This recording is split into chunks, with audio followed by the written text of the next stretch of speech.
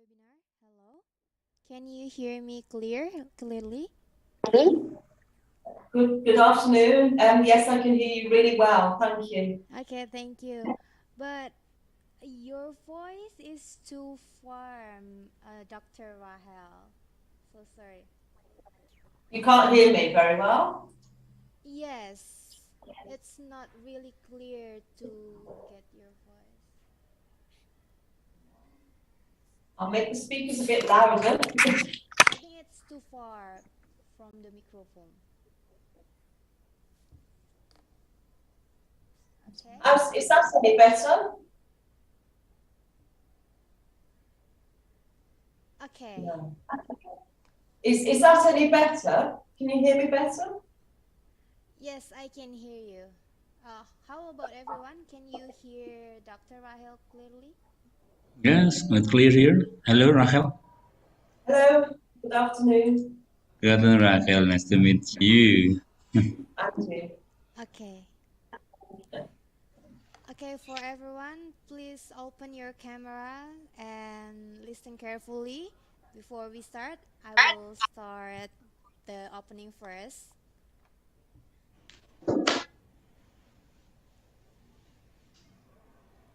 Okay.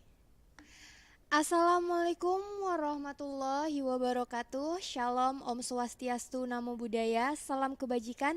Good afternoon everyone. Alhamdulillahirabbil alamin, wassalatu wassalamu ala asrofil anbiya'i wal mursalin wa ala alihi wa sahbihi rasulillahi ajmain. Amma ba'du.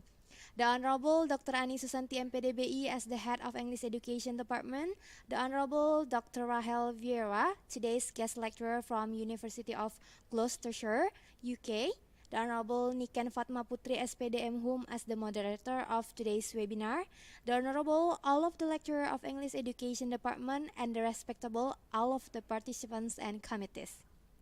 First of all, let's say thanks to our God Allah Subhanahu wa Ta'ala, the Lord of the universe, who has been giving us His blessings and mercy so that we can gather in this webinar. Second of all, may peace be upon our Prophet Muhammad Sallallahu Alaihi Wasallam, who has guided us into the right ways of life. Ladies and gentlemen, my name is Aisyah Ril Surya. You can call me Aisyah. As a master ceremony, I would like to say welcome to the International Webinar Series of English Education Department with the theme Tourism and Sustainability.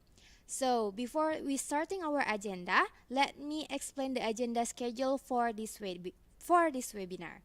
First is opening, second main agenda, third Q&A session, and the last is closing. So, the first agenda is opening. Let's open our event today by reciting Basmalah together. Bismillahirrahmanirrahim. Okay, the next agenda is the main agenda, which we are waiting for explanation from our guest lecturer, Dr. Rahel. So, before that, let me introduce Miss Niken as our moderator for today's webinar. So, Miss Niken is a teacher, supervisor at English First Kota Harapan Indah Bekasi. She is one of the outstanding alumni of English Education Department Universitas Ahmad Dahlan. Miss Niken also graduated from University of Indonesia, and during college she actively participated in organizations such as Debate Community and S.Pd PBI UAD. We can also read Miss Niken experiences on the screen.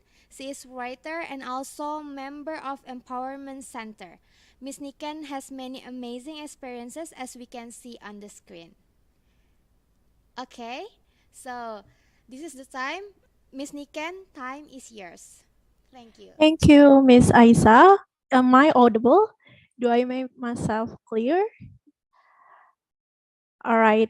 So, good afternoon, Jakarta time, and good morning, London time. So, it's our first time meeting Dr. Rachel. So, nice to meet you, Dr. Rachel. It's been an honor for me to lead the panel discussion that will be brought from the presentation that you will explain soon. But before we go further, let me greet and welcome all the audiences. So, welcome to the International Guest Lecture by the topic of tourism and sustainabilities. So without further ado, I guess I have to introduce our very outstanding speaker of the day, because pretty much surprisingly, somehow surprised the moment when I try to find out more information about today's speaker. So then I guess this is the time for me to read some information about Dr. Rachel. So all the audience here could even know Dr. Rachel better and even probably relate to some of her very amazing background. So you can also start to ask if in case that you face several issues regarding the tourism and the other stuff related into Dr. Rachel's background. So Dr. Rachel is an a lecturer. She is a lecturer in University of Glacier, and somehow she has worked over nearly 20 years. Wow! So during this time, she is working as an educator, a curriculum developer, or even manager for over than 20 academic staff in the university. And somehow, other than being a very great educator, Dr. Rachel also have an interest in writing two books. From what I can see, that these two books is relate into the fashion consumptions, and somehow it's also very much interesting for us to hear more from her about this informations either. So other than that, I can tell that Dr. Rachel also actively writing several articles that is somehow related into the sustainability of tourism. Well, currently in Indonesia, especially, our government is also urged several places that becoming the main sector of our tourism, such as we know Raja Ampat, or even we have also even Yogyakarta could be also one of the uh, uh, tourist destination that probably one day Miss Rachel can visit and also have more discussions about tourism. Even further, currently, since we talk about the sustainabilities of sustainable tourism, I guess it's also relate into the economical sector, how we try to maintain the tourism, the sustainability of the nature, if we talk about the tourism, as well as we need to also go further into how was the economical sector could run hand in hand with the way how we sustain our tourism. So I guess we have a lot of questions in our mind right now, but I'm not going to hold your moment to get more interesting knowledge from Dr. Rachel. So Dr. Rachel, the floor is yours. Thank you, welcome, and thank you for that lovely introduction. And since I agreed to do this lecture, I've had the privilege of going to the Algarve in Portugal to talk about sustainable tourism, and there was a very, very interesting conversation there about the metaverse, about COP27 that we know is happening as we speak. And so, you know, this couldn't be more timely that we're all talking about sustainability in tourism and how we're going to address it as a global entity, not just as one university to another. So, you know, it's a very exciting time to be studying tourism, I think. So thank you for inviting me. Correct. Thank you. I'm going to attempt to share the screen now, so bear with me one moment while I just get my slides. Well, you are very much welcome, Dr. Rachel.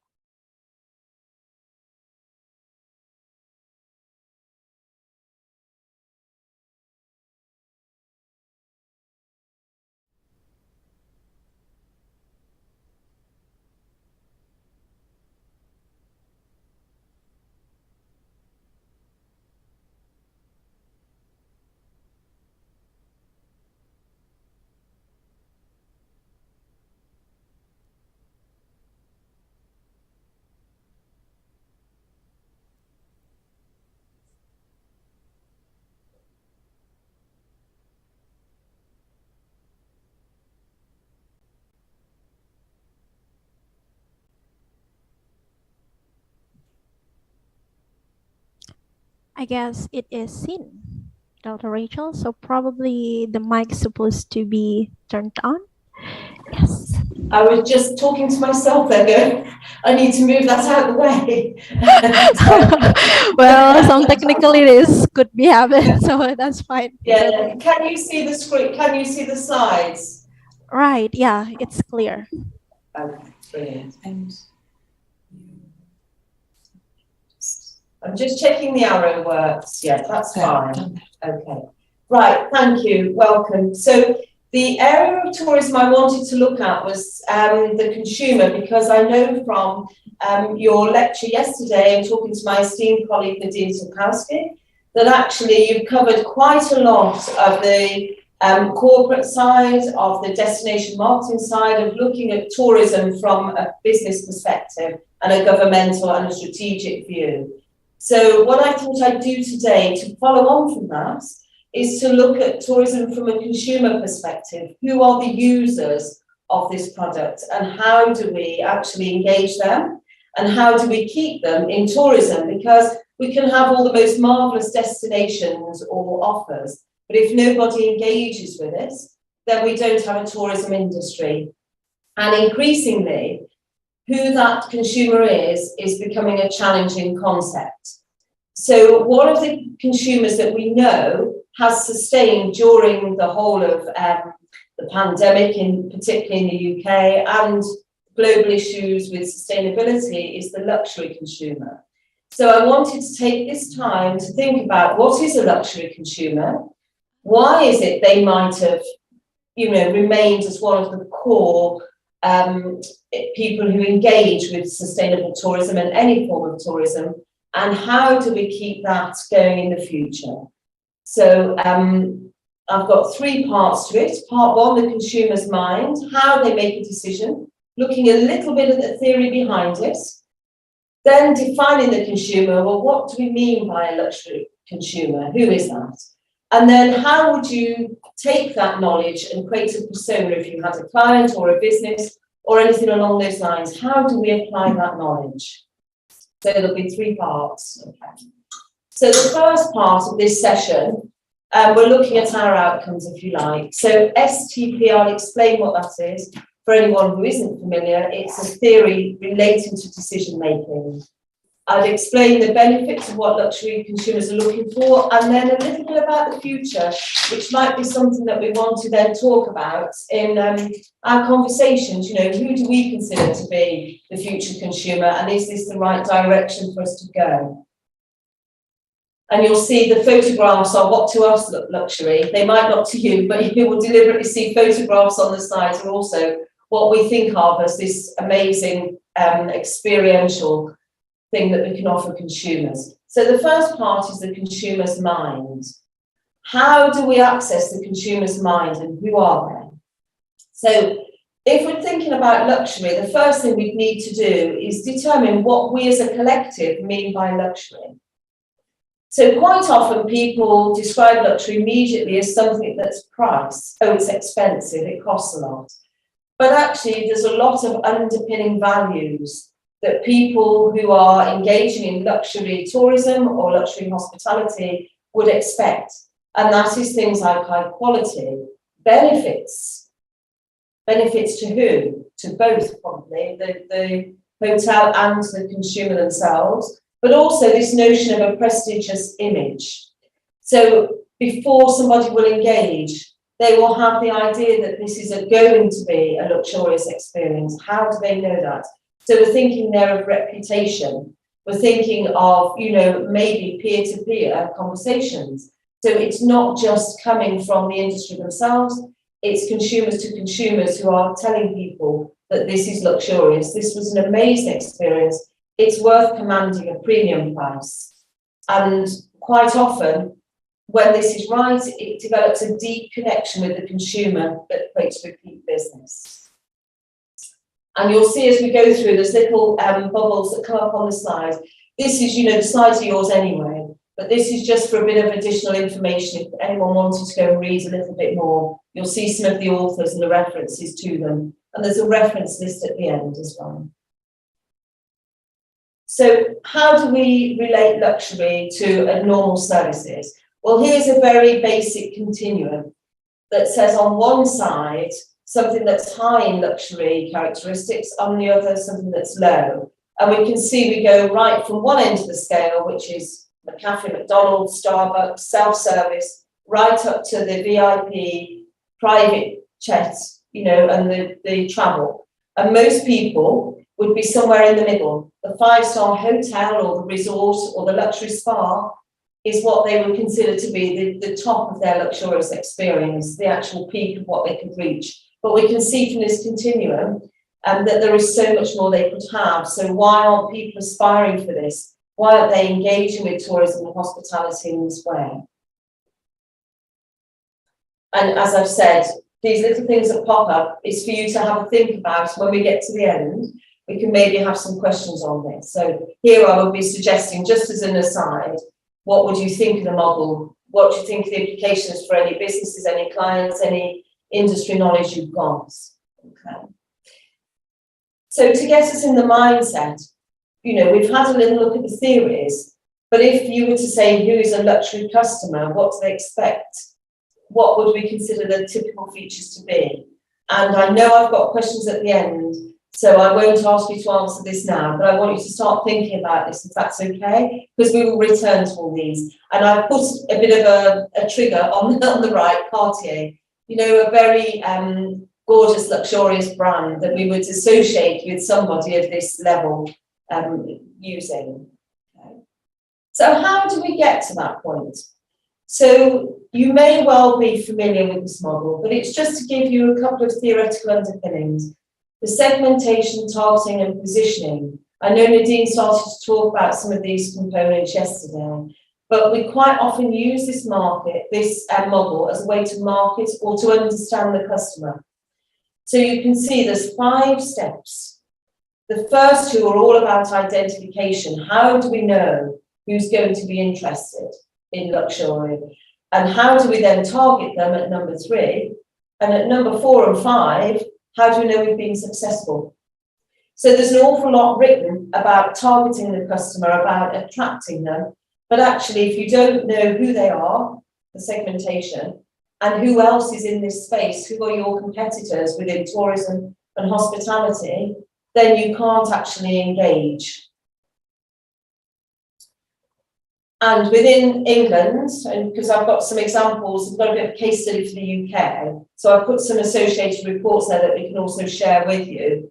But we rely quite a bit on reports that are also outside of academia, so things like Mintle that are industry-related reports, and those are references at the bottom. So, you know, it's all about really getting your evidence, getting your data, and then being able to provide what we call a narrative or a story.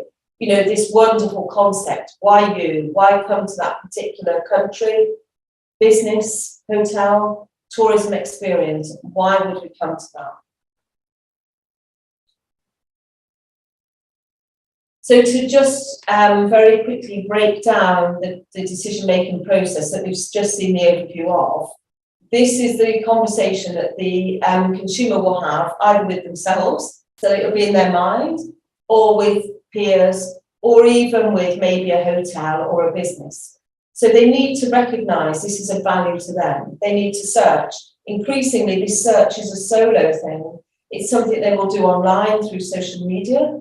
And very rarely at the beginning of the search do they involve another person. It's something they will do on their own. So if we think about that, then the way that we attract, the way that we want to engage consumers or other businesses to trade with us, to work with us, really starts right from the beginning. How do we make it attractive? How do we want people to come and be part of us? Because this is all pre-purchase. People will only purchase, consume, and evaluate if they've engaged in the first place. Okay? And so what makes those things happen? Environmental is your needs and your search. So there might be some cultural components. There might be some family components. We always go to a certain place. We always use a certain thing. We like to be seen in a certain situation as class. And then once people have filtered through the main part, they come to the individual differences. How does that affect me personally? How does that develop my personal brand? Where do I want to be seen? How do I want to be viewed? And once these things have happened, then the consumer will engage. Now, on the left-hand side, there's a big box with memory. And quite often within any decision-making process, people don't talk about memory. And yet, the whole reason we might visit Indonesia several times is because we have great memories. We want to go again, we had marvellous people, a wonderful experience. You know, to sustain a business, people have to remember what they had. And luxury is no different. So, you know, do not underestimate the value of memory within the whole decision-making process. So I'm moving quite rapidly because I know I've only got the hour. So if we can come back to any of this, okay? So how do we then define the consumer? How do we decide this is the person that we want to target? Well, the first thing we need to really think about is the obvious. What are they looking for? Now, today we're focusing on luxury, but the theories that we're looking at here are no different if you're doing anything else. You know, you've got to understand what is the value to that person, whether it's a business or an individual consumer. How do you engage with them? How do you create a sustainable relationship that's going to have a longevity? So the first thing you would think is, okay, what are they looking for? How did they decide to become us? Now, within luxury, we tend to develop that and decide that it's within three different categories. Utilitarian, it's got to have a function. Every contact point has got to have a use, a value to the individual. But because it's luxury, it's got to go beyond that. It's got to be hedonic. It's got to have fantasy, fun, make you emotionally engage and have a real excitement, because this is something special. It's not just an average trip somewhere, it's a luxury trip. You know, you are going above and beyond. And how does that make you feel? How does it symbolize?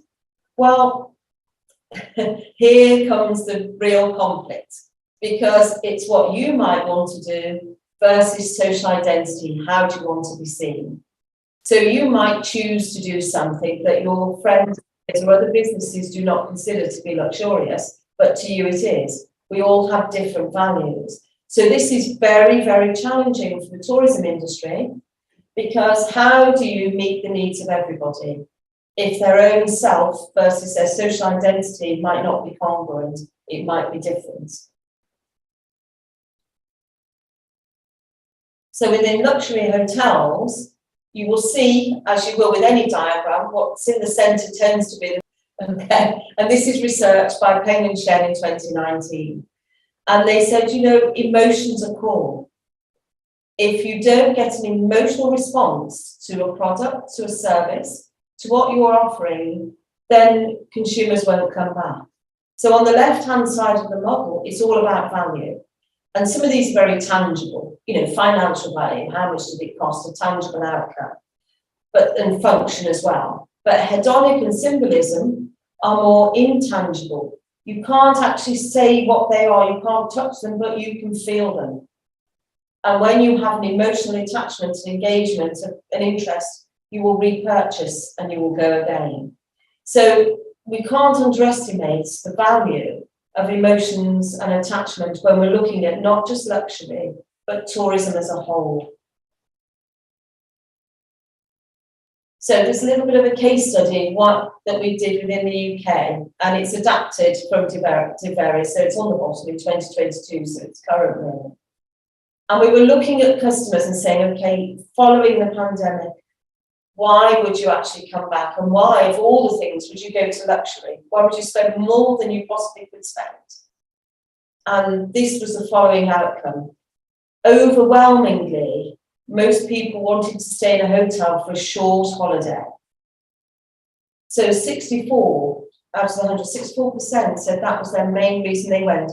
Well, that isn't for family and friends, that's for them. So if you think about self versus social, it's all about them. They want to go for a luxurious holiday somewhere that makes them feel great. And that doesn't have to be in the UK, although the study was, but that's what they would choose to do, a short, luxurious trip rather than a longer holiday.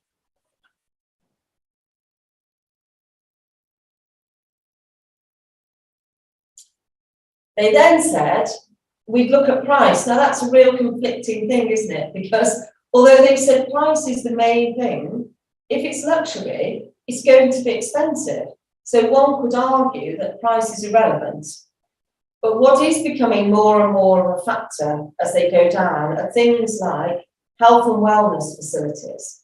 So there's a big drive towards sustainability in terms of health and well-being, certainly within the UK. There's a little bit on loyalty, the retention, but there's also hotels' environmental practices. Now, studies prior to this may not have had those as an indicator, and they certainly wouldn't have been as high. So if we take price out of the equation, all the rest are very similar in where they're at. But, you know, this rise in kind of the interest in the environmental practice in the hotel and the health and well-being of the individual when they're there is a really interesting change that we're seeing in the UK. And again, it'd be interesting to know if you feel that's happening again where you are. But it's certainly something that consumers are looking for when they're making a decision about their tourist destination. And in England, we would associate those factors with sustainable practices as well.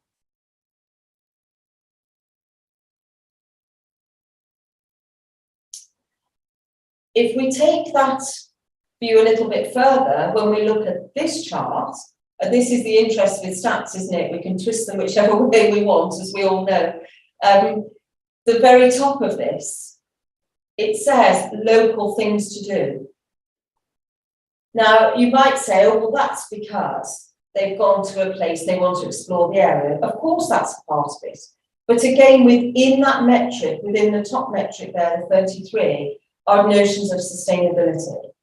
There's a real drive within the UK, in particular, to buy local, to use local produce, to visit local companies. And so when they're asking about local things to do, it isn't just exploring the area anymore. It's also notions of sustainability and thinking about the local produce they could engage with. So, I would ask you, do you think this is luxury? But again, I'll perhaps hold the memory of this and we'll come back to it in a moment because I really want to know what you've got to say. To some people, this would be absolute luxury. To others, it's primitive. And the reason I say that is because it's minimalist. And if we look at luxury, we'll all be very familiar, won't we, with this notion of minimalism and luxury. Less is more. But within a lot of people's ideals, luxury is chandeliers, is glitz, is glamour. It's a lot of things that go beyond what we're looking at here. And yet the reason I chose this model is because when you look at the actual components of it, these are all natural products. And it is a luxury to be able to use them because we can't keep resourcing the wood. We can't keep just taking the marble, you know, and the fact that the wood there has been repurposed as seats within a 5-star luxury hotel, you know, I think is a really important point that hotels are now making. So it isn't just about how quick is your service, it's about the environment itself. And I think this image is a really good example of a mix between function and form and beauty. And saying that, you know, we can be beautiful, we can be luxurious, we can be minimalist, but more importantly, we can be sustainable. These are reused materials. They'll be recycled again when it's refurbished. And as I say, there's very clear evidence there of a very primitive tree trunk, if you like, being used against, you know, an upholstered modern seat. So this juxtaposition within design, within the hotels themselves and the tourism industry, I think is a really interesting space. And the tree and the bringing in the nature at the back. So I think not only are people wanting this notion of luxury, but tourism and hotels are redefining what luxury looks like. If you like, we're re-educating the customer. Because in their decision-making, we've seen that in the model, there's a big area where they don't actually know what they want, where they're relying on other people to tell them, whether that's through the internet or through peers or through their own memory. but they're not really fully informed. They're quite open to be told, even if they don't think they are, what they need and what they want. So this kind of interior is one example of where we are re-educating the consumer, I would suggest, in not just luxury, but sustainable practices within the luxury sector. And again, thoughts are very welcome at the end. If you don't agree, please say. If you do agree, let's discuss. So what are we talking about? Conspicuous consumption. So a little bit of theory for you. We all know that conspicuous means to be seen, and that's the whole premise of luxury, want to be seen.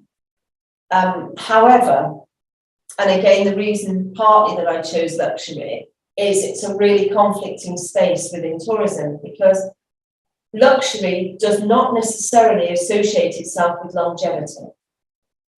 So if you say something luxurious, people don't necessarily think you're going to keep it forever. They think of it as we saw with the other example, a short experience, a short engagement, a short period of time where they are immersed in this luxurious component, and then they go. It's almost like they throw it away, and all they've got left are the memories. So this notion of conspicuous consumption is really challenging when we think about sustainability. And again, I would suggest for future research, this is an area of conflict, really, because how can we be conspicuous and luxurious yet sustainable? And if we think about the image I've just shown you, that might be one form of solution, but it's not the only one. And actually, will the customers like that? Or do they say, well, I'm missing all these things that I would like? For example, the packaging that's used when they're in the hotel rooms, the kind of ways the soaps are displayed. They don't want soap without a package, yet the package may not be recycled or reusable or sustainable. They want to see that conspicuous brand when they go in the bathrooms. So it's really challenging space. If we go down to the third paragraph, we're talking about decoupling. So current theories, because I won't read every word to you, you can read the slides, are saying that there is a decoupling between conspicuous and inconspicuous consumption. And that's what's leading to the fourth thing that's highlighted, this notion of subjective experience. So luxury is socially constructed, isn't it?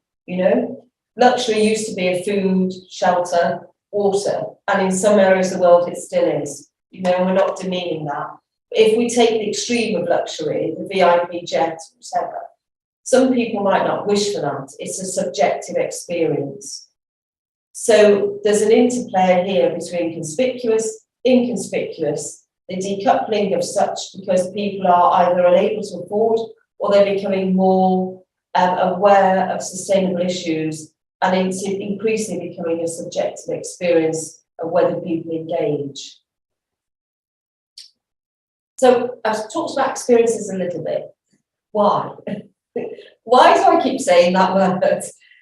And it's because increasingly that is what the consumer is being driven by. From Generation Z and below, this is what they talk about.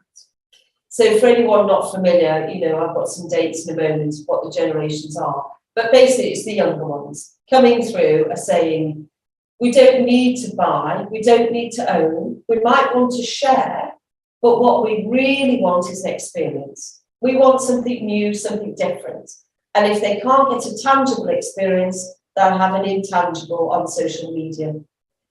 And so, there's a real rise, isn't there, in the last 10 years or so, in looking at people's lifestyles and wanting to emulate luxury through others, and this notion of experiential consumption that's increasing. Okay.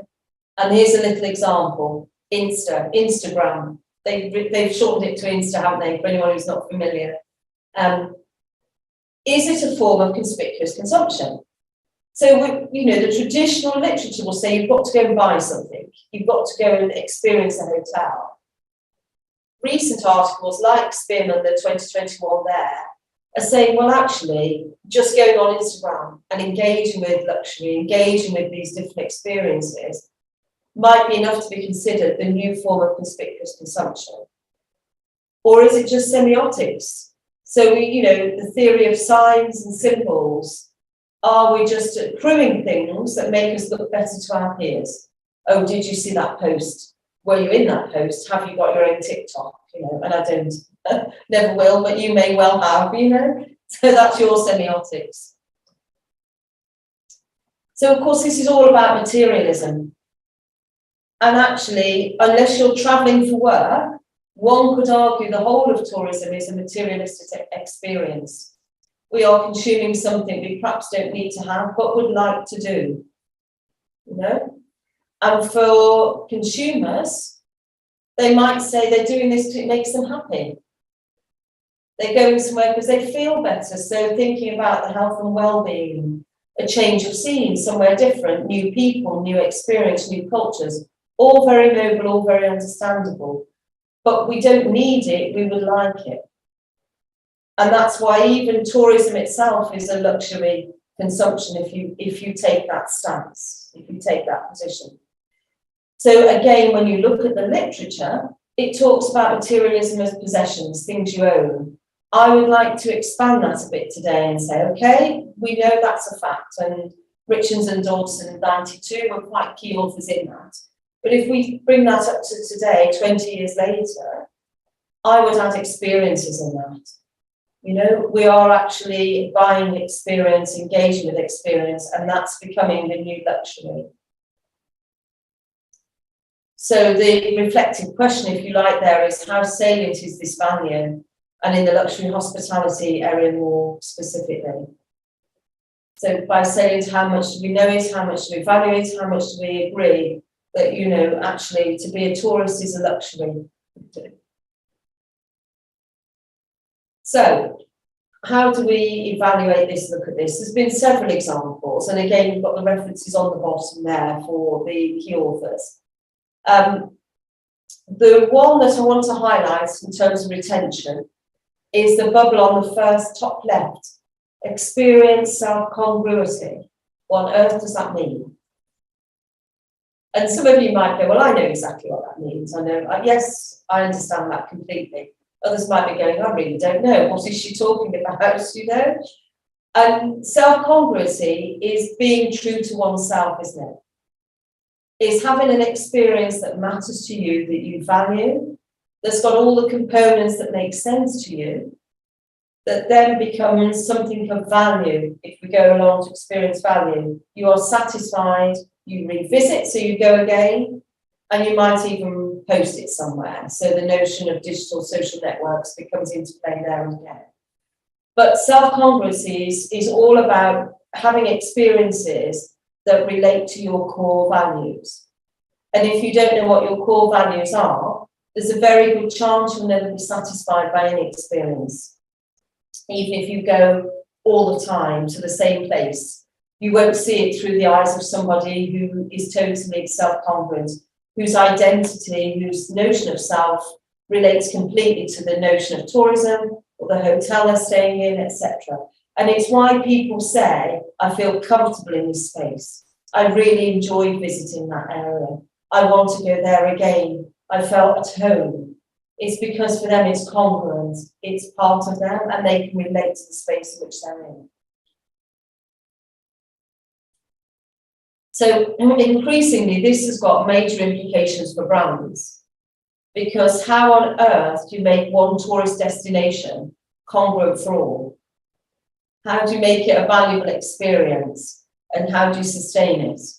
And one of the key ways, just to give you a little bit of a way in with this, that companies are doing this is by tapping into themes like sustainability and saying we are a sustainable brand, so people understand the overarching headline. Then underneath that, they will explain their values. These are the values we have as a sustainable brand. If this links to your own self-identity, your self-image, your self-values, then you will have a congruent experience. You will enjoy it, you will come again, you will tell others, and the digital social networks in which you are engaged will also share this information. But unless the brand itself or the destination or whatever we're putting in this context actually describes themselves in a way that others can relate, then they won't be able to engage and they won't retain the customer. The other issue within that is it's not just external, it's internal. So increasingly within destinations, within hospitality, within tourism, it's challenging to retain employees. Who wants to work there? Long hours, maybe not paid as well, certainly not as those that are visiting the experience. You know, it can sometimes create a bit of resentment that you're working very hard to facilitate somebody else's dream, you know, and maybe not living your own. So again, this notion of sustainability, if you are actually working with a brand that's doing things beyond just providing a 5-star service, that enables someone to feel, you know, we've got examples here, safe, secure, credible, might give them a bit of excitement. You work in an amazing environment with an amazing opportunity, or you might have the ability to actually grow within that industry. So you've got some self-worth, you are valued. As an organisation, you are made to feel that you are, you know, worthy and you are part of the core, for example, sustainable message. Then suddenly you'll retain your employee because their own self-congruence, the added value to them, goes beyond just being someone that facilitates a service for someone else. So when we talk about these things, quite often it's external, but there is this whole internal reference as well. How do we retain our workers to keep that tourism alive, to keep the resilience, to keep the sustainability of the industry, but also to make sure everybody involved enjoys the experience.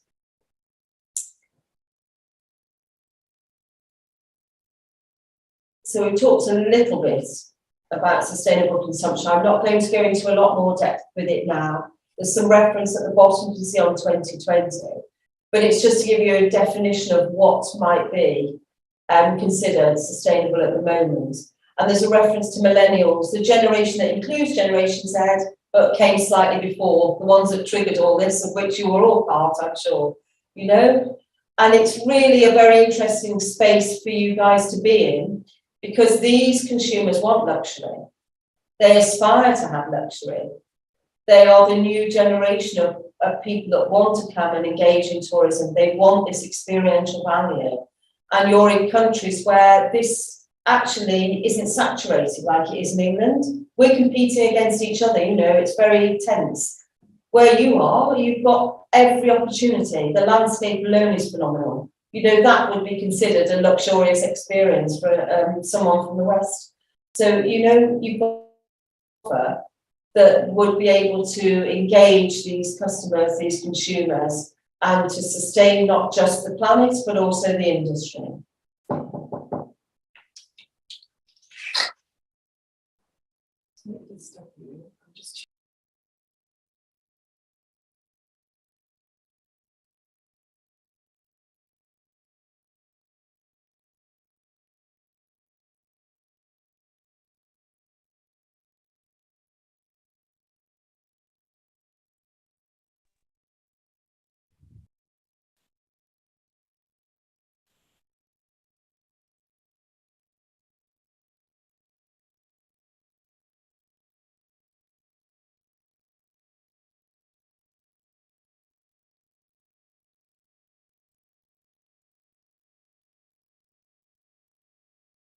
Well, I guess we have. Sorry, I've got a bit of a sorry. I guess we are so related to this, Miss Rachel. Sustainable consumption, which also relates to our life as millennials. Somehow, it's more than relatable.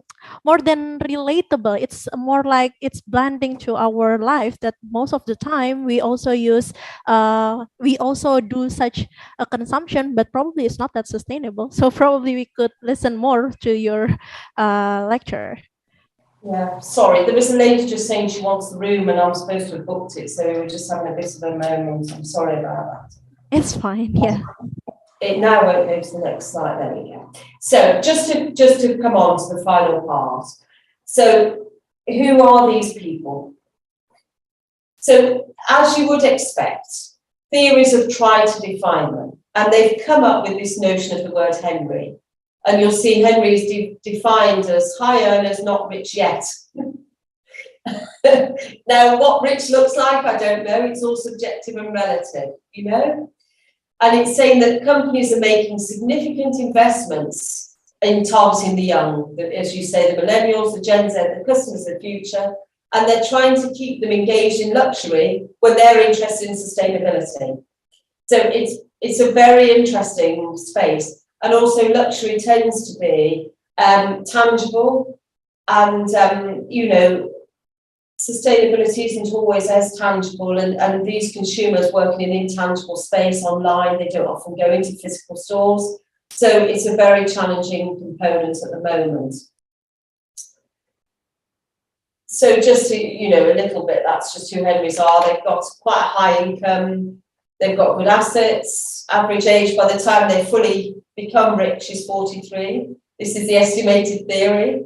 So at that age, they've achieved everything they want, they can be your luxury consumer. But the theories say if you don't catch them younger, they won't spend their money on it when they're older. And in fact, some of them want to spend it now. And these are their preferences. So they pay online with a phone. They prefer credit. They might have loans. They're not into savings. They're living for the moment. They're big spenders. They love to shop online. It's all about the hedonism. So if you think before what we defined as luxury, it's all about the hedonistic experience. So are they the future luxury consumer? Are they the ones that we're looking at? They're expected to contribute 180% of the growth just until 2025, so that's not long, is it?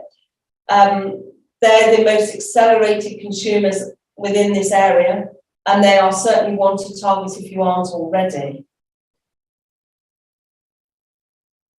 But we've had two competing forces, I'm sure you've had the same, and that is that the older generation now are potentially leaving the luxury market. It is all about the younger generation, which gives us more of a reason to need to redefine it in the way that we engage with this customer base.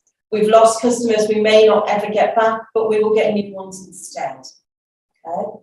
And also the renewal of the base, as I say, is a great aspect for the future, the next generation. So we've just got a couple of models there, but the one I wanted you to see was the clear positive results. Lower spenders, mid spenders, top spenders. So the most engaged customers, 80% of the top spenders. So if we're looking at targeting, you know, that's one great place to start looking at. And it's a new value creation model. And it's not to say sustainability won't be within this model, but we do need to relook at the way we define and create and we're engaging. So my last but one slide, okay. With this shift in luxury, there's new personas. Who are they? Now, these are not my definition. As you can see, there's a reference there for Lovato 2021, and it's their definitions. They are saying that there's cultures, products, values. It's not exhaustive, this is just a taster, but they've given them all different names: young urban Chinese, warriors, female Chinese leader, high-tech warrior, collectibles, investor, reseller, modest woman, historically excluded, you know? So there's all these different components. The point of this is these are people who would not have been in that lost generation of luxury consumers. These are all new to this market. So it's a really exciting opportunity to target people with growth, interest, money, who've got a longevity, a longer time to stay within tourism, and to maybe look at them from a luxury stance. And because otherwise we might well miss a trick with these new personas that are going to be engaged. So to conclude, if we think about the decision-making process that they go through, this notion of Henry, the new luxury consumer, the personas, the people that haven't yet engaged with luxury but are interested, and then we think about what they might want. Materialism, retention, and the notion of sustainable consumption within that, then I think we're in a really interesting space. and a really exciting time for tourism that we can grow into that area. Thank you. And I just want to say that is a photograph, in case you don't know, of a car park. That's a car park in the Algarve. You know, if you talk about, and it's within a luxury retail park. So even the car park is screaming luxury, so the experience starts right from the start. So thank you ever so much for listening. I do appreciate it. And if you've got any questions, Yes. please go ahead. Well, thank you so much. I guess Dr. Rachel, me as the one who has no background of tourism, it really gives me a lot of enlightenment that, oh, turns out if I want to run business in terms of tourism sectors, we have a lot of things to think, we have a lot of things to be taught, as well as a lot of things to be considered. And for somehow, I guess we are coming to the question and answer session. So everybody, if any one of you who would like to know more about, for example, the sustainable tourism, or probably there are some of the part from the presentations that not that clear yet, or probably you want to have more informations regarding to that, you are very much welcome to raise your hand, or even you can also type down in the chat box in case that you couldn't work on the mic. All right. So Dr. Rachel, while waiting, I am curious about the semiotics theory that probably it influenced the way how we try to attract our customer or even try to retain the customer. Currently, other than enjoying the luxury brand, most of my friends or even some of my closest one tell me that, oh, it's not only trying to make your personal branding, Niken. It's about trying to make an investment for the long term. So how would you respond to this statement? I think you're absolutely right. And it is genuinely such an interesting space we're in. And I think this notion of investment in itself is sustainable. And so I think there's a lot to be explored within the luxury market that relates to the notions of sustainability. Because if you think about that hotel room that I showed you, all the products in that room will outlive me. You know, they are marble, they'll be here for thousands of years. You know, these are hugely sustainable products. Right. Yes. And if we are going more against kind of the quick, fast fashion and the hedonistic purchase, and we're looking to buy things, whether it's a hotel room or a garment or a car that lasts longer, then we are investing, if you like, in sustainable practice. So even if something costs more, increasingly this notion of luxury doesn't necessarily mean a throwaway, it means an investment in time. And that, in that respect, it links to sustainability. I see.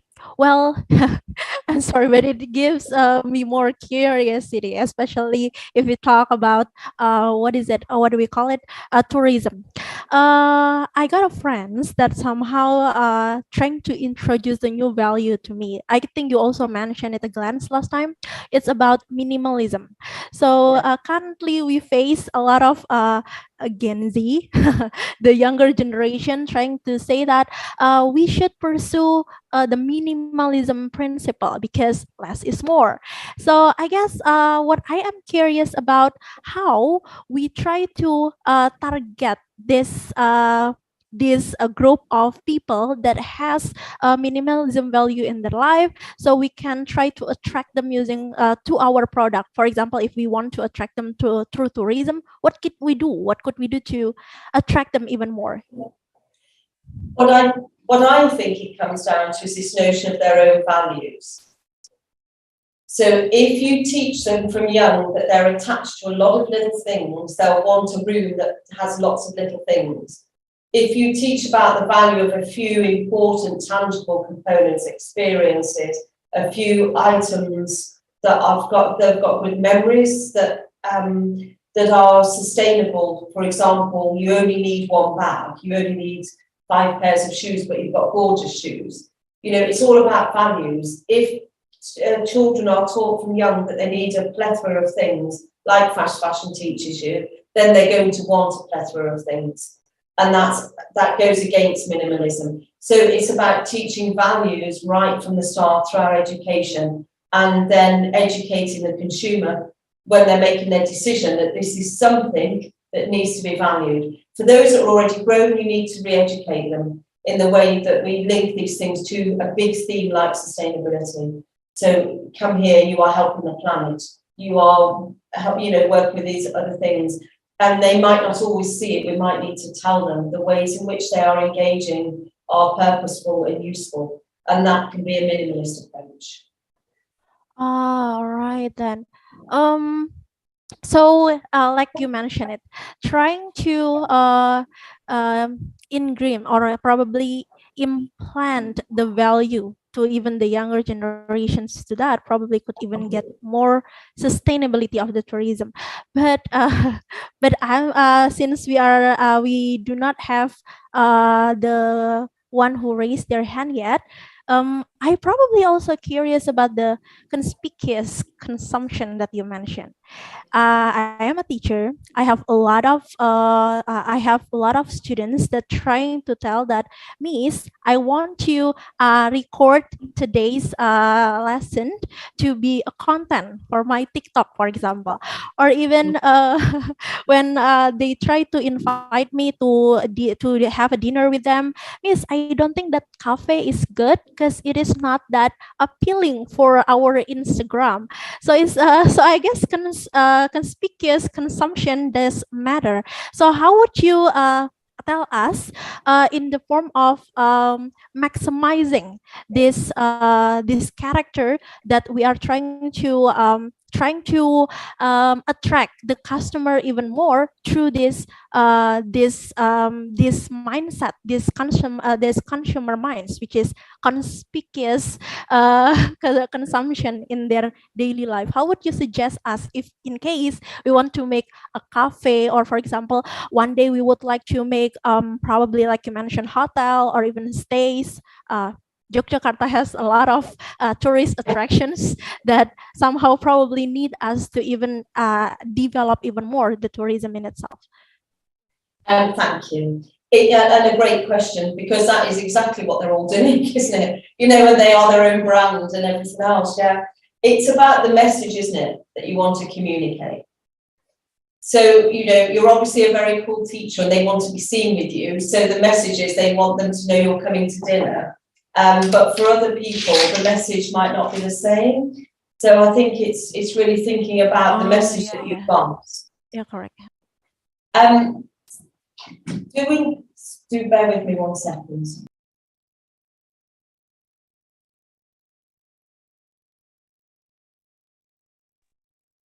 So while waiting, if any one of the audiences would like to ask, you can raise your hand. And also, I'm sorry to be ever so rude. There's a lady doing an assessment in this room, and she's asked me how much longer for questions. And it's not that I don't want to speak, but I might have to go and try and find another room or continue the questions. Would you like to ask more questions now? Or would you like a 5-minute break while I go into a different room and then we can carry on with 20 minutes of questions? What would you prefer to do? Probably we have some of the audience who raised their hands. So if you want to move the room in a while for 5 minutes, we could hold a break. Is that okay? And then because they've got assessments, you see, otherwise the lady just said I didn't realise it was room. So if I go somewhere else for and then I come back to you, if you can think of all those questions, have a very quick comfort break, and then we'll carry on. Would that be okay with you? I do apologise. Sure. It's just we're in a beautiful building and everyone wants it. It's in demand. So thank you ever so much. I will see you very, very soon. No problem. No worries. It's fine. We could hold a break. I was asked by the committee. I'm asking the committee, so it's fine for them to hold. So that's fine. If it was only 2 more questions, I'd go now. But if you've got more than that, I'll find a different room and come back. It's your choice. What would you prefer? Oh, I guess we have one question is coming from from Mr. Handung. And also Dr. Thank you. Rifai, we have 2 questions more, I guess. So, So Because better to have a break, I yeah, think. yeah, yes. better for you to have a more convenient feeling, so you can take a break first. Yes. Rachel, Yes. don't worry. Yeah, I'll be seeing you again. Don't Okay, worry. Yeah, I'll see you very soon. I'm just going to don't worry. literally put in No another meeting. worries. Yeah, You correct. can go in another room and we can enjoy our food. Don't worry. Okay, I'll see you very soon. Bye for now. All right. Right. All Okay. right. We'll be right back.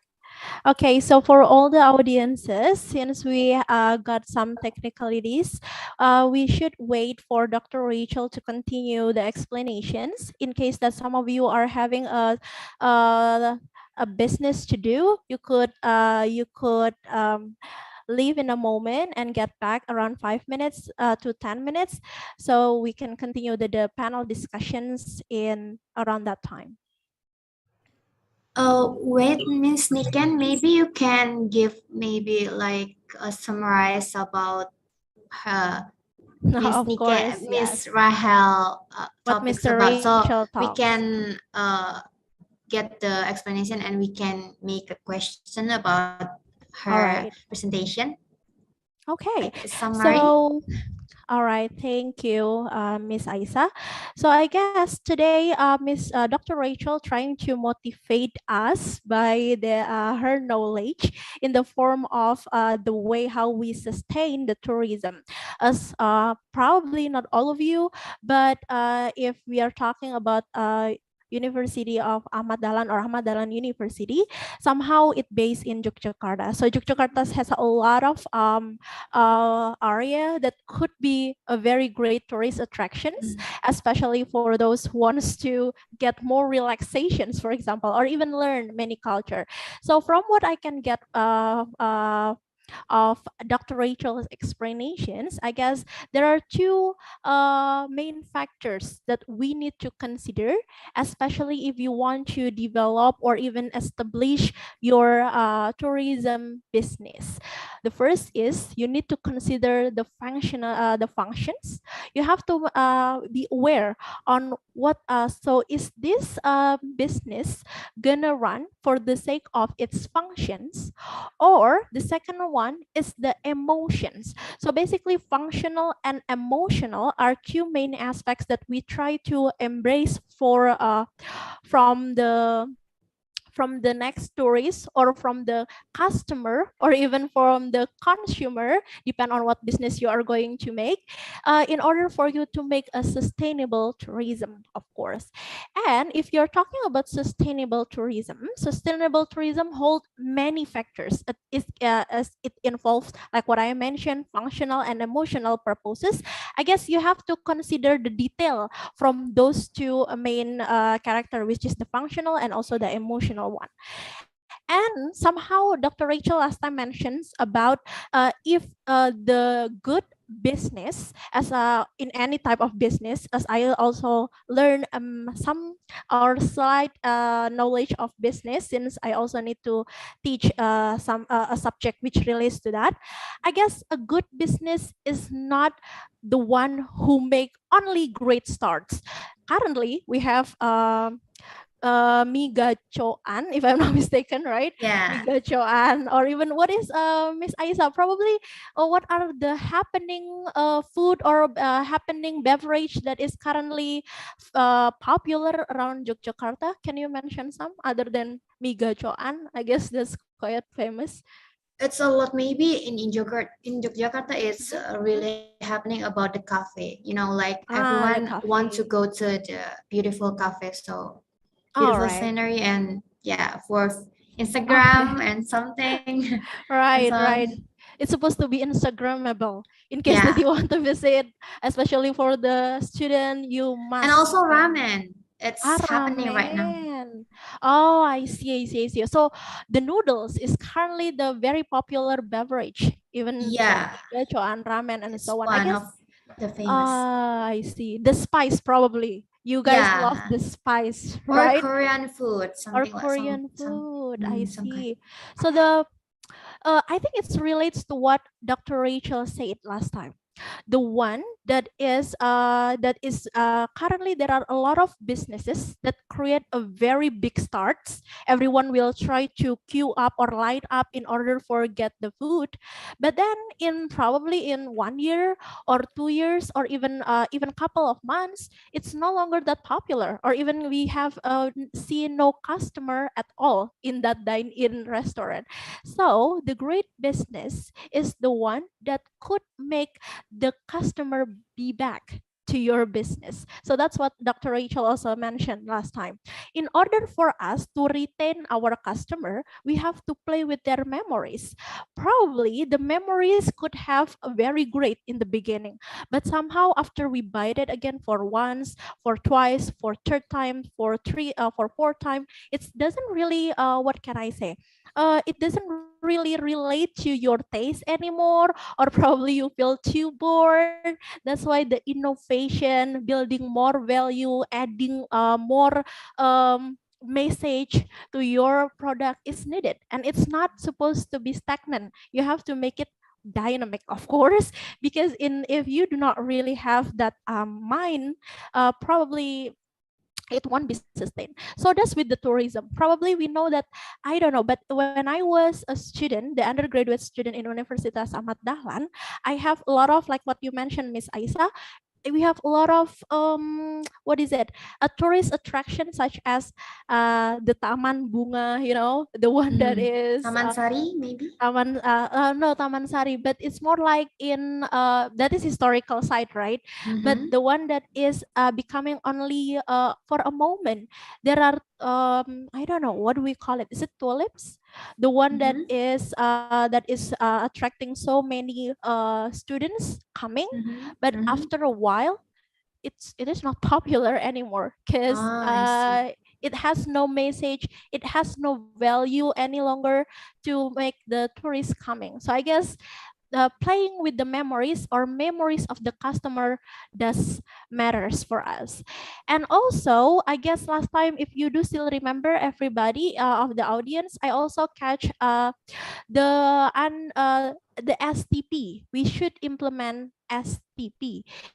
In case that you forgot, I would like to recall your memories. There is a segmentation, the targeting, and also positioning. So in terms of segmentation, you have to identify the total market potential and also identify the market segment. So for example, you have to be clear with the market, and also the targeting. You have to select the target market after you make a segmentation. Of course, you need to target them. The last one is positioning. Where are you? Where are the competitors? Are you a leading business? Are you the one who is trying to compete with the competitors? So you have to also think about that. How do you create that? You have to make a set of questions to get this answer. Next one, I think that Dr. Rachel also mentioned that you have to divine your customers, because in divining your customer, you can see your market targets. So it must relate into two types of two aspects. The first one is environmental and also individual influences. Most of you probably use iPhone, or probably most of the time there are some people who is eager to propose the that in order for you to get iPhone, for example. Probably you are more comfortable with the Android, but for some reason you just want to get iPhone to even maintain your social status. Like most of the time, people will say that, "Wow, you're rich because you are using the iPhone." Probably we can have that in our mind, but turns out that's the thing that what the businessman trying to catch from us, that social status, that symbolic, that probably rather than utility, more like into the symbolic. If the symbolic could happen, probably it could lead you into the hedonic style, a hedonic lifestyle, but it's all we are not judging here. It's all up to your choices. You can do whatever with your life. But if you are going to run a business, probably you could think about this. There are some people who also does think a lot about their social status. That's why they are, so in terms of the customer, they try to look these three purposes: the utilitarians, either this is for the hedonic purposes or even only for the symbolic purposes. Okay, it's already That's all. Dr. Rahel. It's joining Oh, us again. finally. Hi, Rachel. Sorry, we had to go downstairs and everything. It's been very exciting It's this end. fine. Okay, So, I'm trying to make some point yeah. reminded because probably they forgot some of the topics. So, Dr. Yeah. Rachel, you are pleased to continue from the previous questions. It's about Yeah. how the conspicuous consumptions should be benefited for the sustainable tourism. Yes, so we left it on that, didn't we? We were saying that it's a really difficult thing for the individual who wants to look a certain, who wants to be seen a certain way, who wants to buy certain products or experience certain things because that's part of their identity. Sustainable. How do we link that to sustainability? How do we link it to tourism? You know, and we had a very good example before, didn't we, saying, well, actually, if you buy things that last, maybe that's one way of doing it. Maybe that's sustainability of the future. If you buy things that are, you know, not to be thrown away, but that have got a longevity. But the conflict there is that needs you to know who you are and what you want to be and to invest, because that's what you're essentially doing. You're investing in something that's going to last a long time. And that's a bit of a challenge when you're younger and you're not quite sure who you are, and you might want to keep changing. And often we change the way we're perceived by where we're seen, the places we visit, and the clothes we wear when we go there. So this is quite an interesting space for anyone interested in sustainability and tourism going forward. It's a lot more now, the conversations are a lot more developed than just reusing, recycling and redeveloping. It's a lot about risk, which Nadine was talking about yesterday, but also about how we actually consume our products and what we do with them. How long do we keep them? Do we share them? Do we just own them ourselves? What kind of things do we buy? And also that extends to where do we go? Do we keep revisiting somewhere we love, but we know it's ruining the ecosystem when we do? You know, do we keep going to that sandy place because it's beautiful, but the sand dunes are eroding, you know? So it affects everything we're doing at the moment.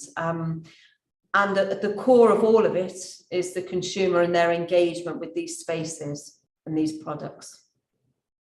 All right. So probably I could get that. Indeed, trying to analyze the purpose of the consumer does matter for us to make a sustainable tourism in itself. All right. So I guess we have one questions coming from Mr. Handuk. Okay, do we still have Mr. Handung here? Okay, the floor is yours, Mr. Handung. Okay, thank you, Niken and Dr. Rachel. Am I audible? Yes, I can hear you, no problem. Okay, thank you so much for the time, Niken, also Dr. Rachel. It was a really nice presentation. I wonder about the tourism in UK, especially because, you know, UK, especially your country is one of the dream country for everyone, including me, of course, right? And for some reasons, of course. And then the data that you have mentioned earlier, that why people are staying in the hotel and so on and so forth, are giving me more insight about the country. So I have two questions, if you don't mind. Is it okay? Of course. Yeah. Yeah. So the first question is just related to the principle or paradigm about the tourism in your country.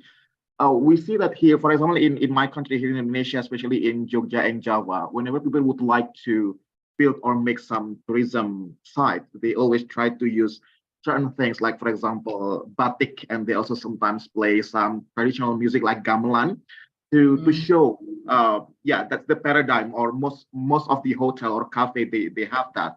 So I want to know what happens in your country, because probably some of the common people, including me, know that UK is related to the kingdom, the queen. So what kind of paradigm that usually people use when they would like to build like hotel or cafe and something like that? That's the first one. And then the second is that regarding to the things that we encountered recently about COVID-19, that most of the tourism side or tourism business, most of them are closed due to this kind of condition. And do you think what do we or people need to do, especially those who work or concerned in tourism, to be able to handle any kind of situation? Because not everyone is ready to this condition, right? Do you have any suggestions on what do we need to prepare here to face the uncertain condition in the future?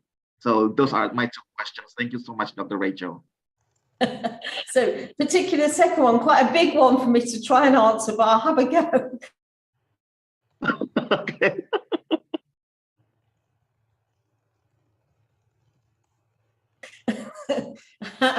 So the first one about the UK centric,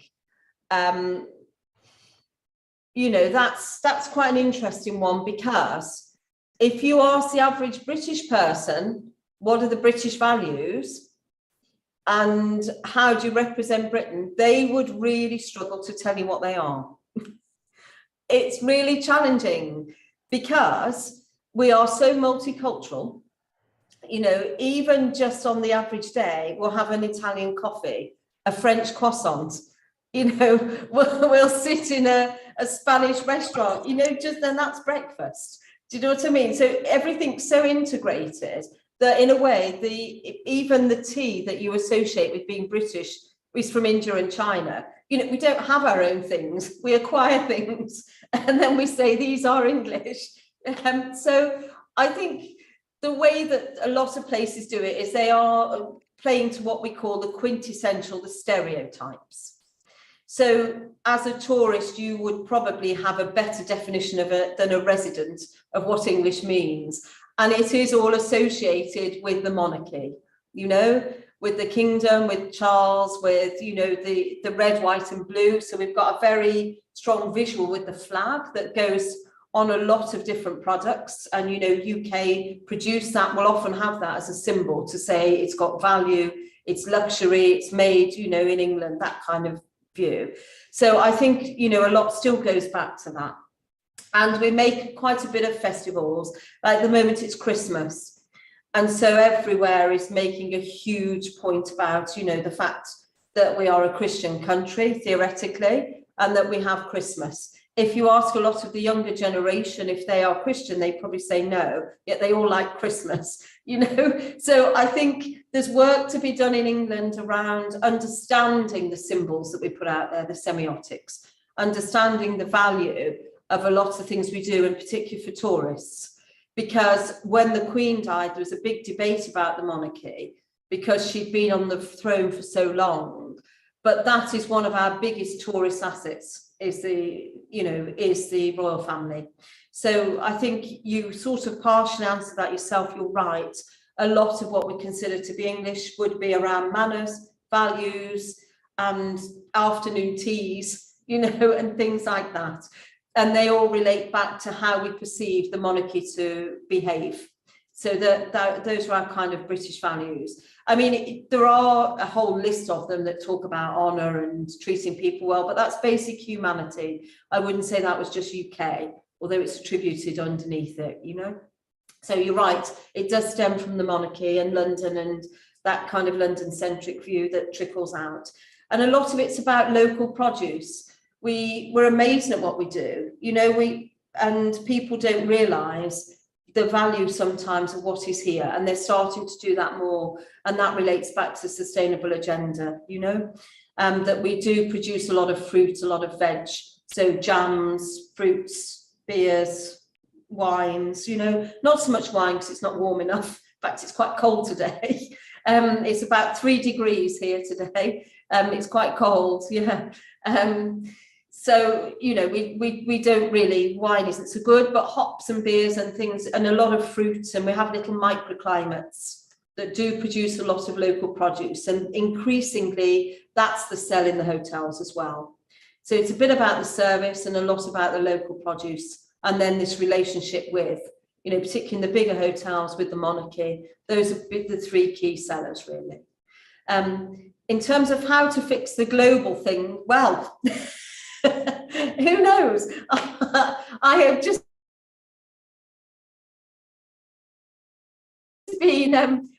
been to the I've just been down to the Algarve, and as you know, the Algarve in Portugal relies on tourism. And I went for that reason. I was asked to speak at a conference on sustainable tourism, and it was really interesting to hear the different things that they're doing around the blue economy, and, you know, also around the metaverse. A lot about this notion of AI in the experiences of hotels and tourism in the future, and giving people virtual tours before they engage. So if we think of the decision-making process, that will all be within the metaverse in the future, you know, so there was a lot around that. But in terms of the actual people on the ground, there were a lot of Brazilians working in the Algarve rather than the local Portuguese. And that's because they don't have the staff they used to have. People are coming back into the industry, but not in the way they were, and they're finding it very hard to attract and retain employees, which is why I put that slide on there, because that, I think, is becoming the new hidden issue for sustainability.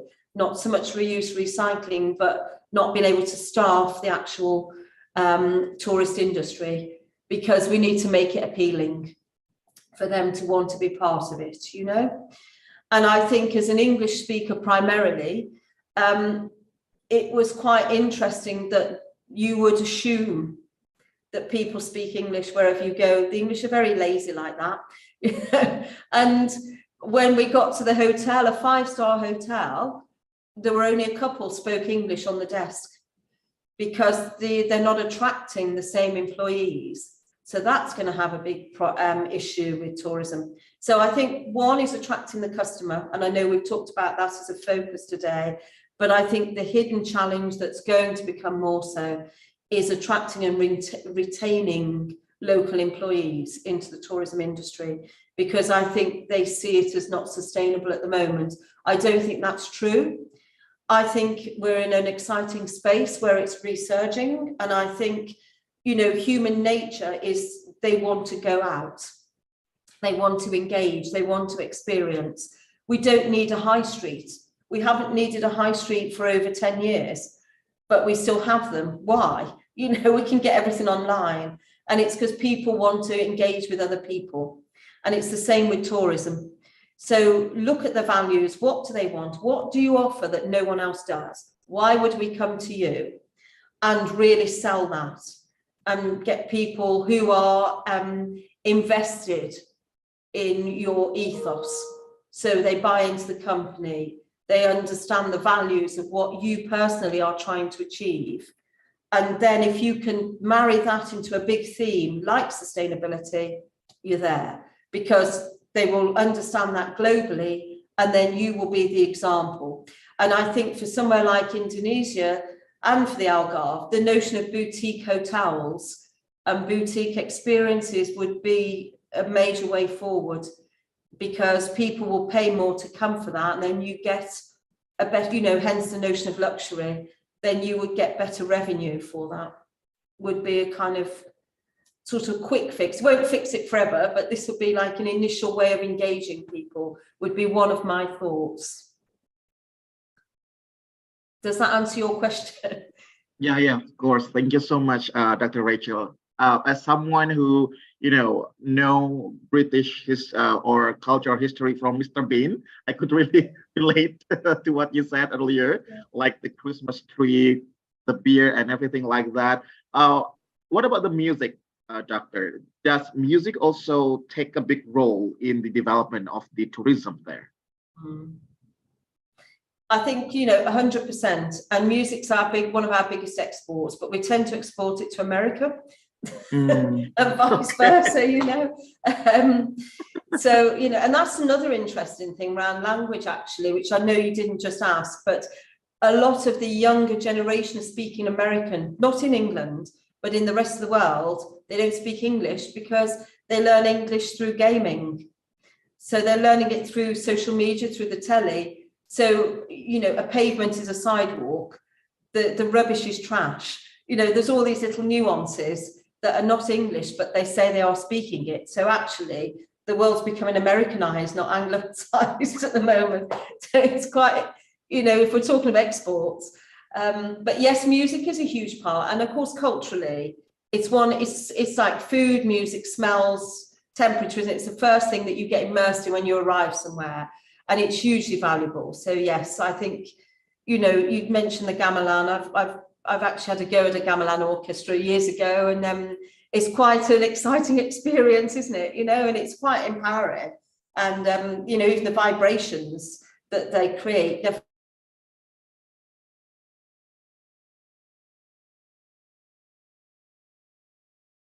mind the sound. So any of that, it's all about the.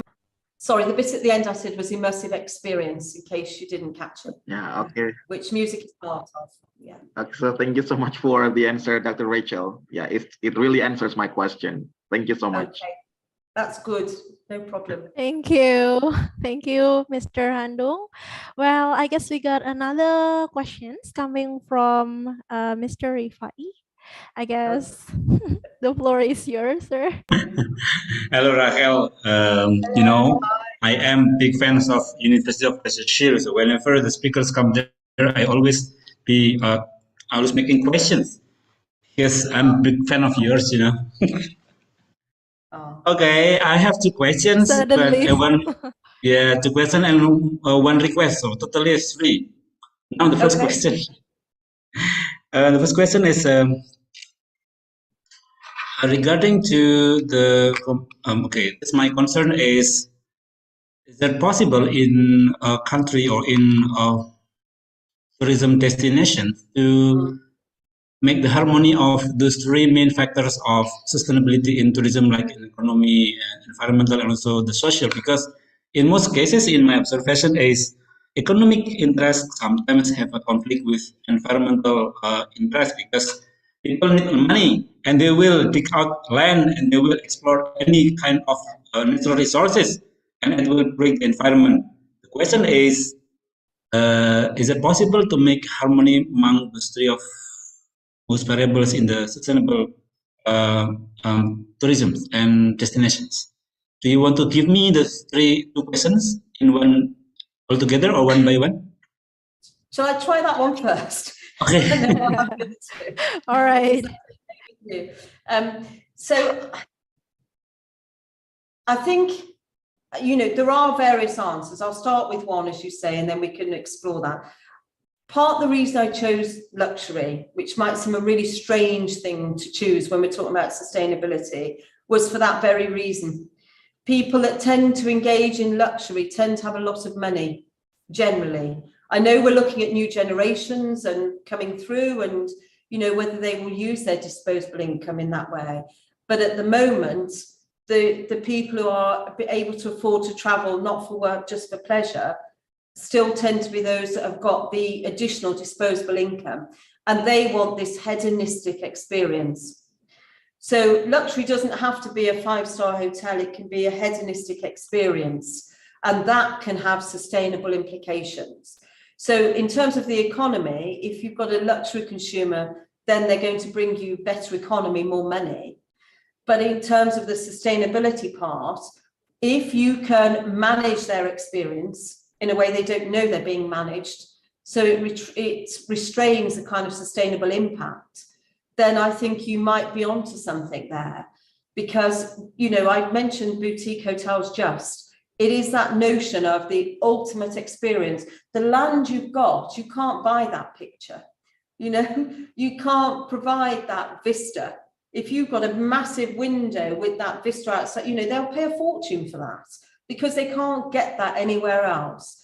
That's not damaging your environment, that's just giving them a window to what is out there. So if you can manage their experience with very minimal impact on the environment, but make them pay a lot for it, because you're saying it's a luxurious experience, so they've got the music, they've got the local food, they are immersed completely in the culture, they'll love that. And then if they can buy something that's boutique or whatever to go, you know, they can't get that elsewhere. And it's this authenticity of experience. If you can try and create that, you will attract the luxury boutique market, and that will help with your economy. They also don't want to traipse everywhere. So if you attract somebody like that, they don't want to walk about. They want to be driven to places or taken, you know, so you can actually totally manage the environmental impact of them visiting you by containing them within very discrete locations and give them this immersive experience. I would suggest that might be one way that you could look at this at the moment. And that's partly why I put that picture up of the marble with the wood, with the, you know, the local produce, whatever that is, in an amazing environment with that vista. They'll pay a fortune, you know. What to you is your daily view, to them is unique.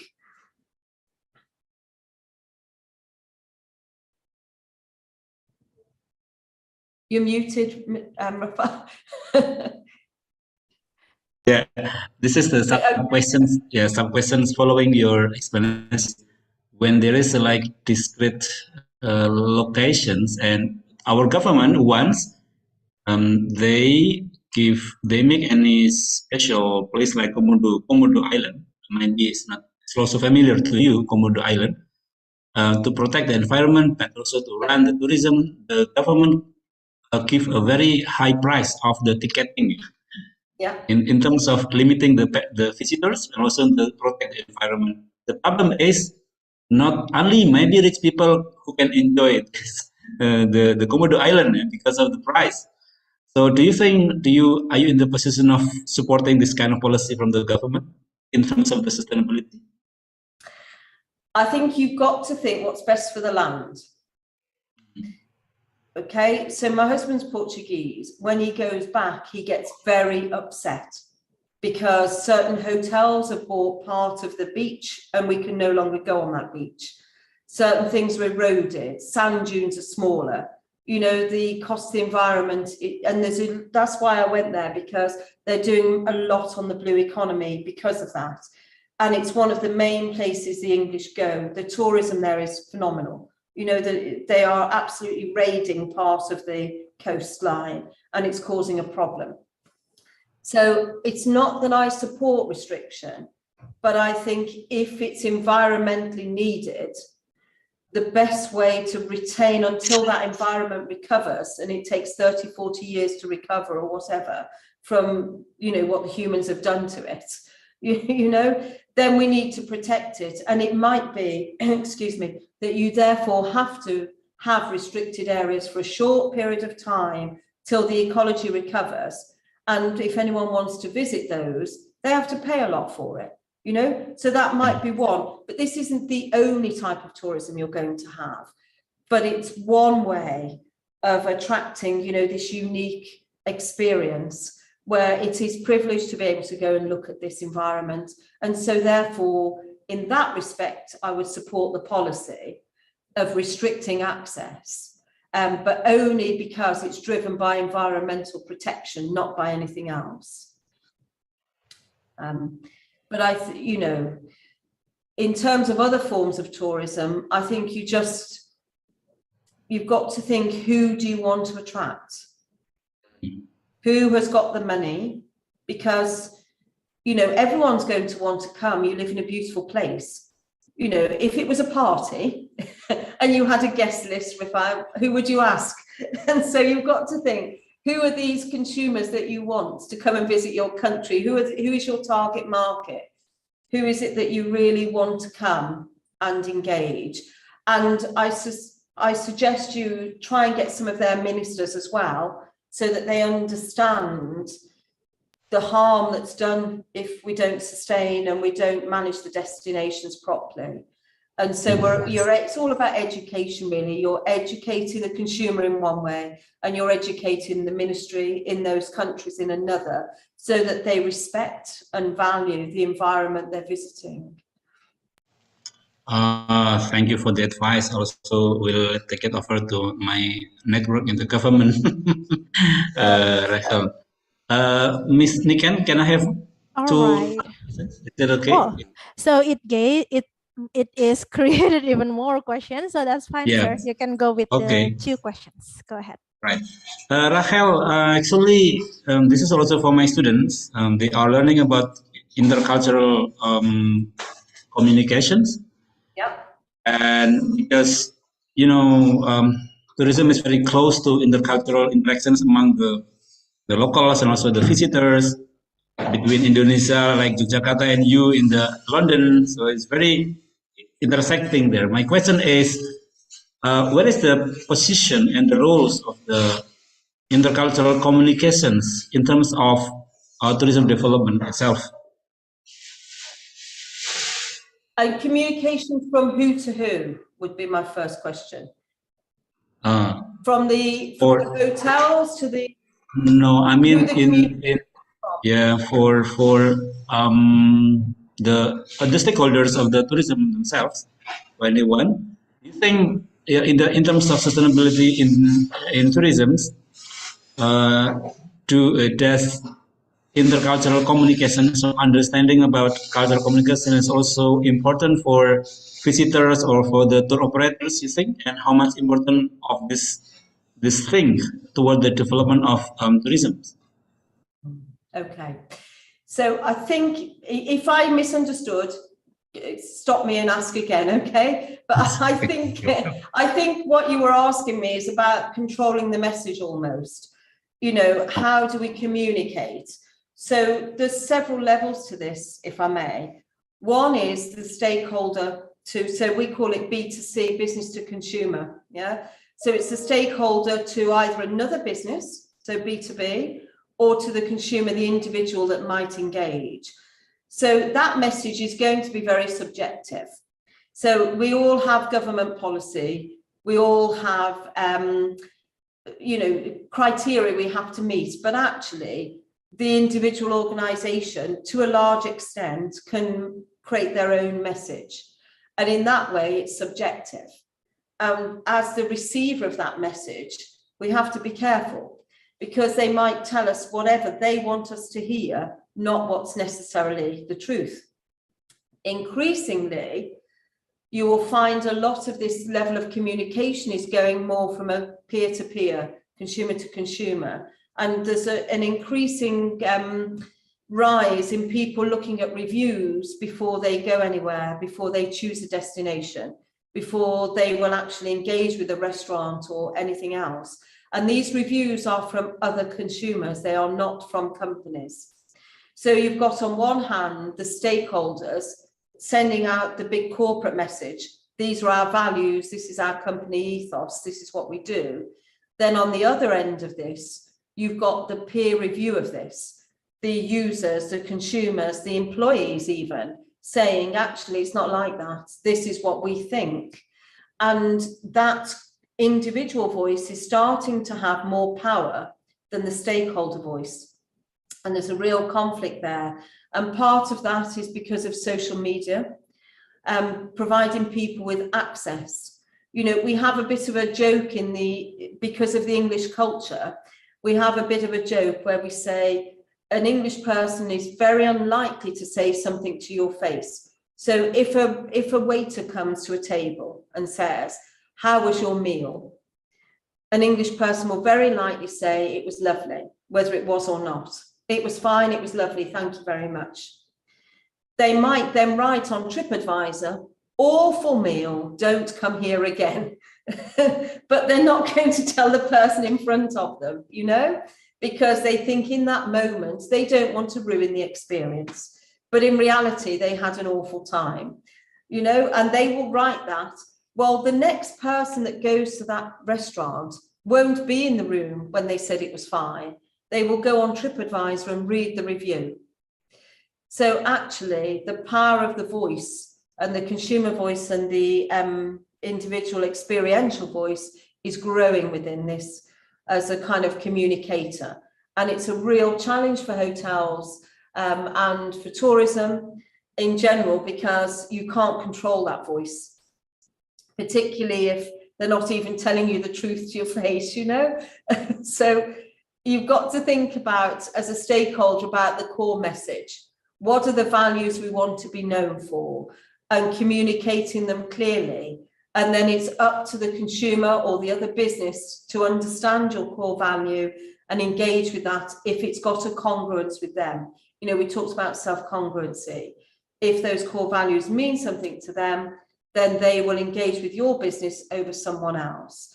And increasingly in England, a lot of the millennials and Gen Z are looking at the core value of the employers rather, before they become an employee. So are they going to look after my well-being?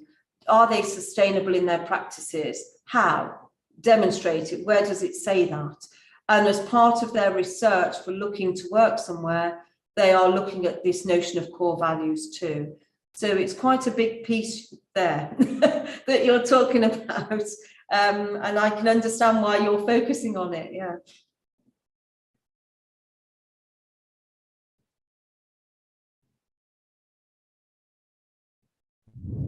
All right, so I guess. Thanks a lot, Rahel. No problem. Okay. Did that answer the question? Yeah. Yes, Is that answering the questions? I guess so. I'm happy Is there with that. any other questions, Mr. Rifai? No, request. The last is request, actually. All right. Okay. I will. The request yeah. that you. I already sent chat. me. Yeah. Okay. Yeah. Thank you. Niken, do you want to say to Rahel, or I say to Rahel? Oh, no worries, sir. If you want to just saying your direct thank you or gratitude to Rachel, then it's fine. Sorry, this is as I said that the last is request. Rahel, I already sent you, also chat you in the room chat if you can open it.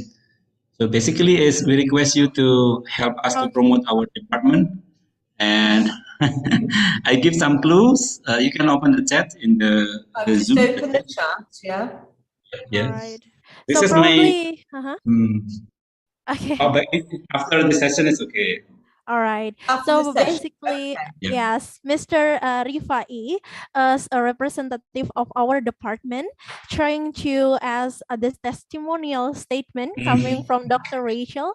So Dr. Rachel could probably could give one or two kind words that could have the evaluation or probably the testimonial on what we have done by inviting the amazing speaker coming from your University of Gloucester, as we know that this is everyone's dream to be in that university as well. But then, what do you think of our department agenda by inviting you in international guest lecture with other fellows coming from University of Gloucester? And I guess you could start your testimonial statement coming from now. Okay, so you want me to answer it now, or do you want me to write it after? Oh no, just state it like it's like, oh, what have we done by inviting the international guest speaker like you, Rachel?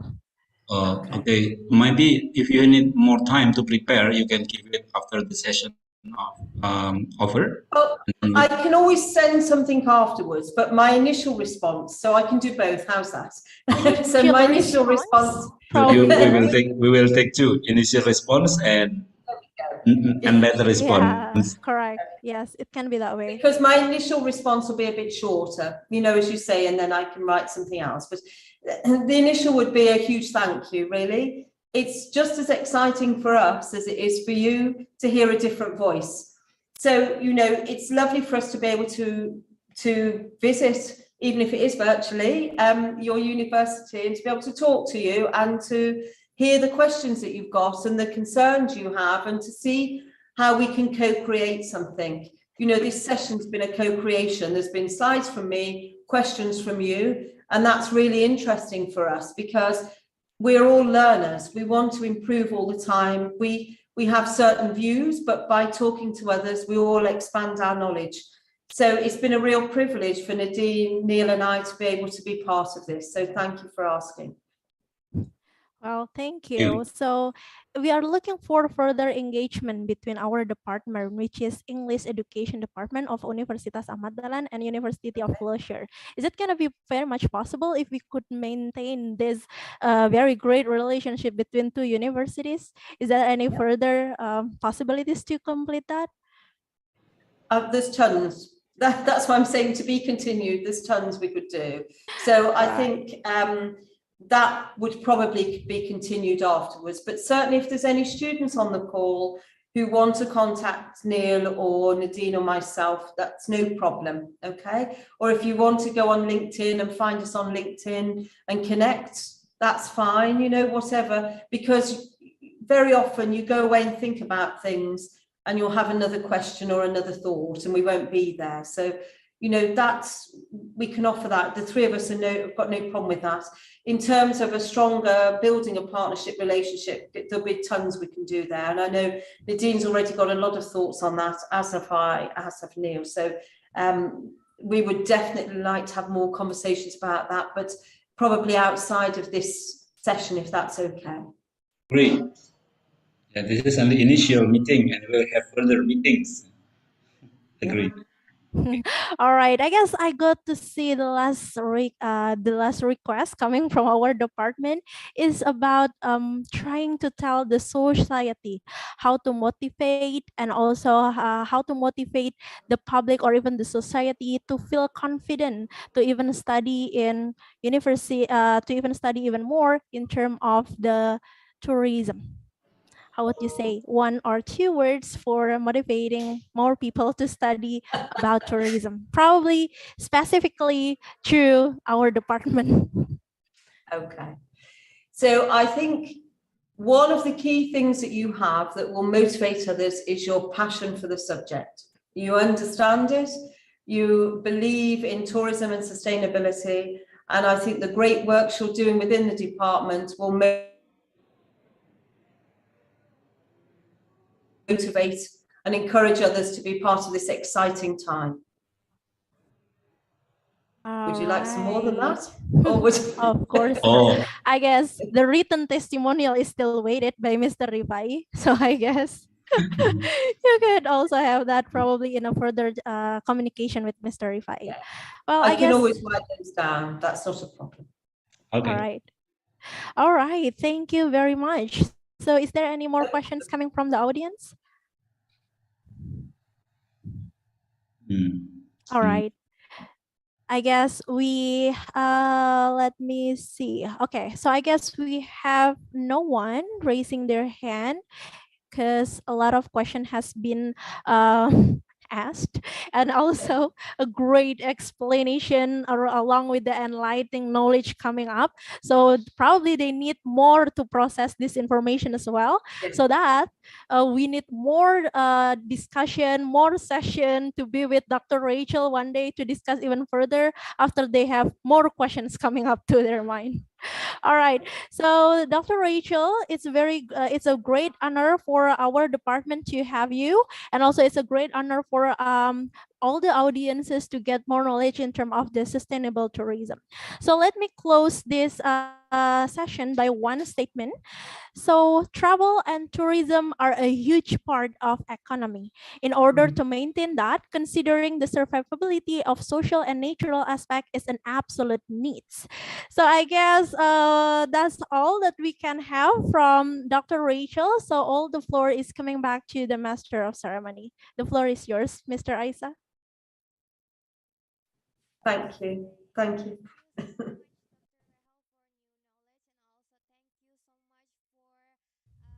All right. The Miss Isa, I guess the mic is still muted. You can try to turn that on.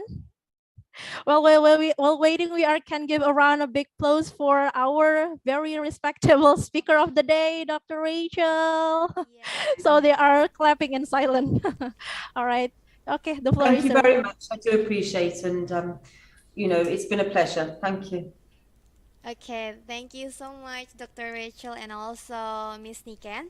So, ladies and gentlemen, before we close the agenda, Mr. Rifai will be symbolically hand over a certificate to Dr. Rachel, and please Mr. Rifai, time is yours. Dr. Rachel, on behalf of the chairman of English Education Department of Universitas Dahlan, we really appreciate and thank you so much for your very inspiring speech for giving us enlightenment on tourism. And today we want to give you our acknowledgement by giving you the certificate as the resource and guest speaker. Hopefully, we are not meeting, but this is like symbolic. Is it ready now? Where is it, the picture? Oh, sudah ya. Okay, now Yeah, we it is give present. it to you as a appreciation, and it is initial our cooperation, and we hope we can continue with the following further actions, collaborations. Here we go. Thank you. I give it to you. Please accept it by the symbol. Okay, thank you so much again, Rachel. I'll see you then. We'll see you and waiting for you into Jakarta. Okay. Thank you very much. I do appreciate it. It's a very great honour to be asked to speak. So thank you for your time. Welcome. Thank you so much, Mr. Rifai, for the warm speech and also the certificate. So before we closing the event, I want to ask all the audience to open your camera and we will take the photo session. So I will wait a minute for you to open your camera and give your best smile also.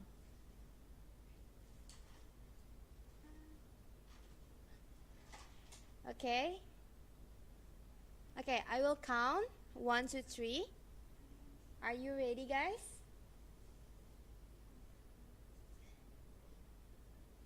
Okay. Is it ready? Okay, I will count. Give your best smile. 1, 2, 3. Cheers! Cheers. Okay, thank you so Rachel, much. you can. So Rachel, this is our symbol. Okay. Pakai ini nggak sih unggul? Yeah. Yeah, this is for unggul. Okay, once again, maybe. Once again, okay. Unggul. We will post like this. Yes. Everyone, please Welcome. show your symbols. 1, Rumaya, ya, show the 2, unggul atau bisa. 3. Cheers. Okay. Unggul. Thank you Yeah, so much. thank you, Rachel, everyone. Okay, ladies and gentlemen, this is the end of our event today. I'm Aisahril Surya, representing all of the committees. I would like to say thank you so much for your participation, and let's close our event today by reciting Hamdalah together. Alhamdulillahirabbil alamin. Wassalamualaikum warahmatullahi wabarakatuh. Don't forget to fill the attendance list. Also, thank you so much. Right. Have a nice day. Have a nice day, Rachel, thank you everyone. for accompanying us until the end of our sessions. Thank you, Rachel. Nice. No problem. Thanks very much. Yep. See you soon. We will be seeing your colleague next 2 days with Neil. I know. Thursday, yeah. Sorry to make your life busy this week. It's okay. We've got graduation on Thursday, so I'm hoping to, we're trying to see you as much as we can this week. So be able to see you in person. Have a safe journey. Yeah. So Neil have you been in Indonesia or to Jakarta? Not at the moment. I haven't, but I would like to be at some point. So next time maybe. Yes. So we will sign up the memorandum of understanding when you come here together with Neil and Nadine. Yeah. Okay, I think you need to rest. Thank you so much. I'll be seeing you again, Rachel. Yeah, have a nice day. Okay, see you very soon. All right. Thank you very much.